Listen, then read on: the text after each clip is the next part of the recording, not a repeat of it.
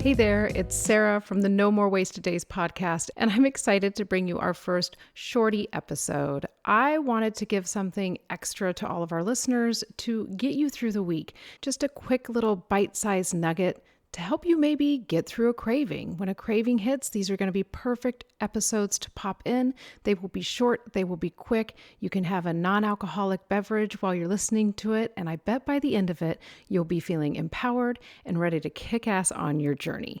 I will be doing these episodes. Sometimes Heather will do these episodes. Sometimes we'll do them together, and at times I will even bring on members from our Daymakers community or people who have done the 30-day alcohol-free challenge so you can hear their experience and be motivated by them as well.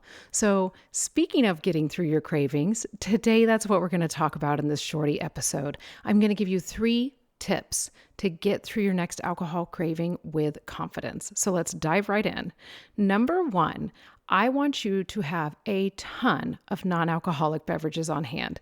When you open your fridge, I want it to be almost embarrassing how many non-alcoholic options you have. Because when a craving hits, if you have a non-alcoholic option that you can reach for and have that, a lot of times that lessens the craving.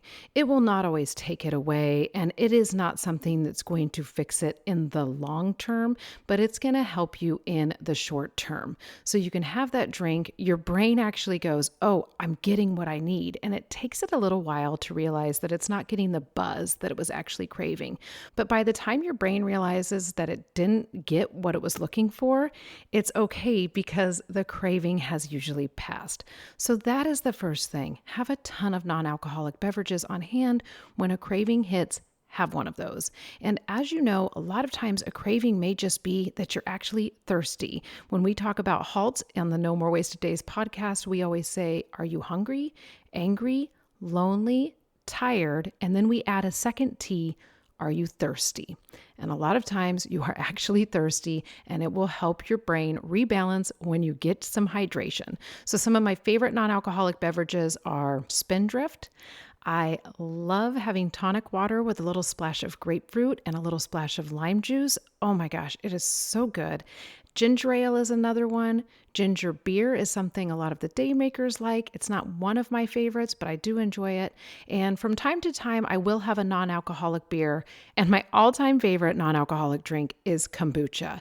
I feel like kombucha just saved me so much in the beginning. It does not taste like beer or wine. It's totally different, but it's got such a unique flavor, and it's a really fun special drink. And also it's fermented, and that fermentation can really help your gut health, which is something that needs a little extra healing after you've quit drinking. So try out kombucha. There are some like Brew Doctor where the alcohol has been 100% removed, but some kombuchas do have a very, very small amount of alcohol in them, but it's such a small amount that it won't do anything to you. But if that's something you're wary of, then look for those brands that say 100% alcohol removed. All right, number 2, I want you to think through the drink. Say you're having a craving and you're like, that's it. I'm going to have a drink today. I'm doing it.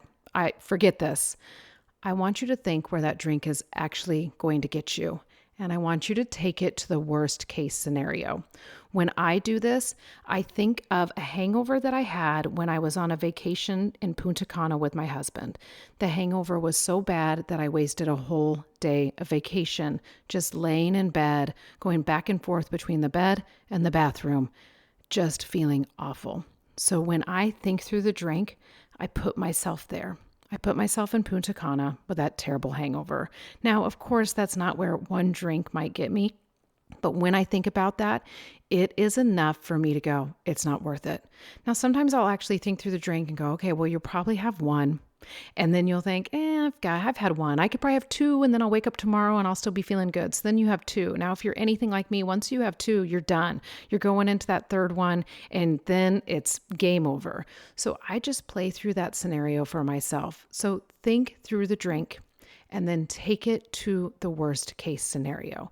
In AA, they call this play the tape forward. If I'm making a mistake on that, feel free to come out and tell me so I know. But I really love the think through the drink because it rhymes. It's really easy to remember. So just put yourself there. I want a drink. Well, where will it actually get me? And then little tip, make it a worst case scenario situation, because sometimes we can confidently tell ourselves, oh, I bet I could have one and that's all I'll have. And then you actually will have one and you'll do great. But then you're telling your brain, oh, well, I did it that one time and I only had one. And that creates a whole nother scenario. So when you're brand new on your alcohol-free journey, use that think through the drink technique and take it to the worst case scenario. My third tip, and I love this tip. I got it from a friend when I was brand new to my alcohol-free journey, and she had actually quit about a month before me. We met because she decided to do my Friends and Family Sober October Challenge, which was my very first time that I really talked about quitting drinking. And I said, does anybody want to try this out with me? And she was brought in as a friend of a friend, and we have remained Facebook friends this whole time. And I always love seeing updates from her because she's just a little step ahead of me on my journey, and it just keeps me motivated still. So she said when we were doing that Sober October, I think I was about 6 months into my journey and someone else was really struggling. And she just said, you know what I tell myself a lot? I say, you can't have a drink today, but if you still want one tomorrow, you can have one tomorrow. And I love this tip. I have to say that when she said this, I was right at that 6-month mark, right around there, and I was really struggling. I was going through a friend breakup that I've talked about from time to time on the podcast, but I was just having a hard time. And it was the first time on my journey where I thought drinking would make this easier. But I used what she said, and I said, no, you can't have a drink today. But if you still want one tomorrow, you can have it tomorrow. And right away, my brain heard that and thought, okay, that's good. I'll go ahead with that. Like, it gives your brain this permission to relax and to stop nagging you, because you say, hey brain, I hear you. I hear that you're wanting a beer or wine or vodka, whatever you want right now, but we're not going to have that today. But if you still want it tomorrow, then we can have it tomorrow.